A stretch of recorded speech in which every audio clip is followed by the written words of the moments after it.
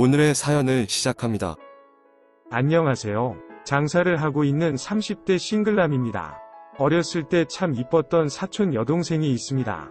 초등학생 때까지는 명절이나 가족 모임이면 만나곤 했었는데 작은 아버지와 작은 어머니가 이혼하신 이후로는 쭉 못 보고 지냈습니다.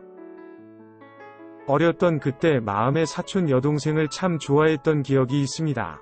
아무튼 지금까지 약 20년 가까이 연락을 못하고 지냈었는데 얼마 전 모르는 번호로 그 사촌 여동생한테서 전화가 왔습니다. 우연히 길에서 다른 사촌을 만났고 그러면서 저를 비롯한 사촌들의 연락처를 알게 되었다며 연락을 한 것이었습니다. 너무 반가웠고 시간 되는 사촌들끼리 모여서 식사를 하게 되었습니다. 그동안 어떻게 지냈는지, 지금은 뭐하고 있는지 등 이런저런 서로의 안부를 물으며 즐거운 시간을 보냈습니다. 너무 오랜만에 봐서 그런지 얼굴은 몰라보게 변해 있었고 이제는 아름다운 여대생이 되어 있었습니다. 늦게까지 술자리는 이어졌고 집에 갈 사람은 집에 가고 더 놀 사람은 제 집으로 가서 한 잔 더 하기로 하였습니다. 사촌 여동생과 다른 사촌 2명 그리고 저까지 4명 있어 간단히 술과 안주를 더 사서 집에 갔습니다. 어렸을 때는 몰랐지만 알고 보니 사촌 여동생이 작은 아버지가 친자식이 아니었습니다. 그때 당시에 작은 어머니가 작은 아버지랑 재혼을 하신 것이었고 그때 전 남편과 사이에서 태어난 딸이 사촌 여동생이었던 것이었습니다. 그래서 작은 아버지하고는 별다른 연락을 하면서 지내지 않는다고 하였습니다. 그러고 보니 저희들과 얼굴이 조금 다른 것 같기도 하고 확실히 어렸을 때부터 외모적으로 훨씬 더 뛰어났던 것 같습니다. 또 이야기를 하다 보니 작은 어머니는 작년에 암으로 돌아가셨다고 하였습니다.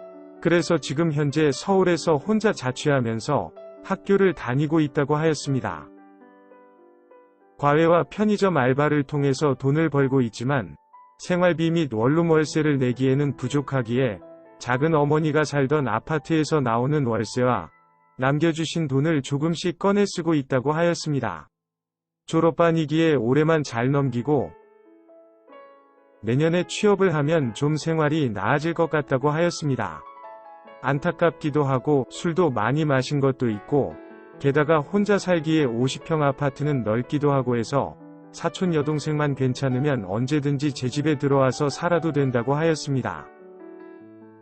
그러면서 원룸 월세 및 관리비라도 아낄 수 있으니 잘 모아서 필요한 데 쓰라고 하였습니다. 정말 그래도 되냐며 고맙다고 저를 끌어안는데 심장이 철렁 내려앉는 것 같았습니다. 분명 사촌 여동생인데 순간 여자로 확 느껴지는 것이었습니다. 그렇게 제 집으로 이사 오게 되었고 화장실이 붙어있는 안방을 내어주었습니다. 아무래도 여자다 보니 그게 더 편할 것 같다고 생각했습니다. 게다가 여자라서 옷이나 액세서리 등등 많을 텐데 안방은 드레스룸도 있고 파우더실도 있으니 저보다는 사촌 여동생이 쓰는 것이 더 좋다고 생각이 들었습니다. 그렇게 같이 지내다 보니 어느 순간부터 일이 끝나면 바로바로 집으로 들어가는 제 모습을 볼 수 있었습니다. 항상 일 끝나면 같이 놀 친구 없나 연락해 보다가 그것도 여의치 않으면 혼자 마실 술과 안주를 사서 혼자 마시다가 자는 것이 전부였는데 요즘에는 웬만하면 최대한 빨리 일을 마무리 짓고 일찍 퇴근하려고 합니다. 그래서 사촌 여동생이 집에 있는 날이면 같이 만난 것도 만들어 먹고 같이 영화도 보면서 즐거운 시간을 보냈습니다. 다만 다 큰 성인 남녀가 너무 편하게 지내는 것은 아닌지 문제가 될 정도였습니다. 같이 술 먹다가 잠들면 밤새 별다른 일은 없었지만 같은 침대에서 앉고 자다가 일어나는 경우도 종종 있었습니다. 옷차림도 점점 더 편해지기 시작했고 가끔은 너무 속살이 보여서 조심해달라고 말을 하였지만 보고 싶으면 보라면서 대놓고 더 보여주고 갔습니다.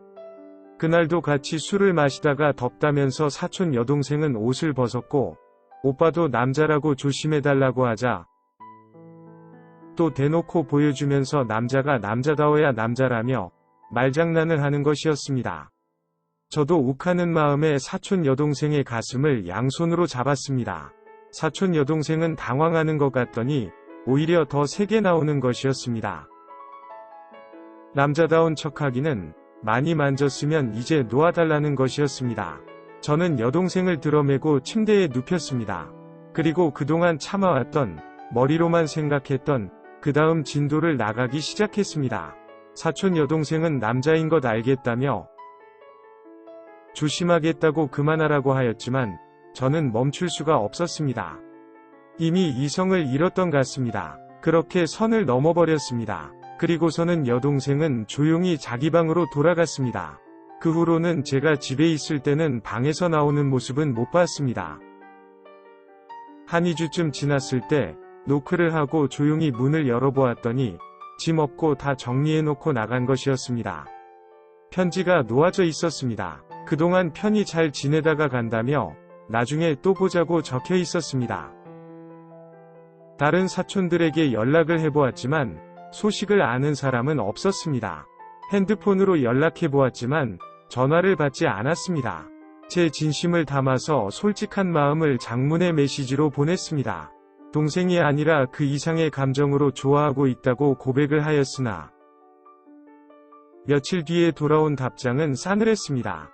정말 진심으로 여자로서 생각하고 좋아했다면 자기한테 그렇게 했으면 안 되었다고 하면서 믿었던 오빠에게 받은 상처라서 마음이 더 아프다고 하였습니다. 다 맞는 말이었습니다. 너무나 후회스럽고 속상하고 답답했습니다. 뭐라고 답장을 해야 할지 막막했습니다. 미안하다고 사과하면서 밥 잘 챙겨 먹고 무슨 일 있으면 고민하지 말고 바로 연락하라고 답장을 남겼습니다. 그날 이후 사촌 여동생이 오기 전 그때로 돌아가기 시작했습니다.